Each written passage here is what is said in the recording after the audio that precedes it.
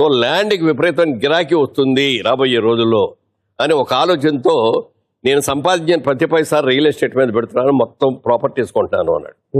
అప్పుడు నాకు అనిపించింది, అబ్బా వెరీ సింపుల్ చెప్పింది, అందరికీ తెలుసు సముద్రం ఎక్కువ ఉంటుంది, ఇది ఉండదు ఇది అనేది.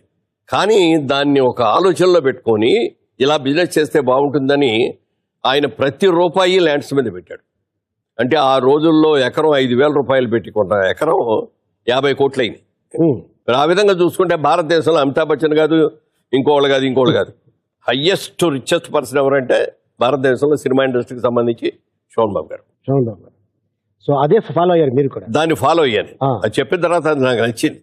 హైదరాబాద్ కూడా వచ్చాం కదా, బిజినెస్ చేద్దామని అనుకుంటే ఫ్రెండ్స్, నీలాంటి ఫ్రెండ్స్ అందరూ వచ్చేసి, మురళీమోహన్ గారు మీకు చాలా మంచి పేరు ఉంది, మీరు వచ్చి ఈ రియల్ ఎస్టేట్లో కనుక దిగారు అంటే ఇది అందులో మోసాలు, రౌడీయిజంలు చాలా ఉంటాయండి, మీ మెంటాలిటీ కుదరదు,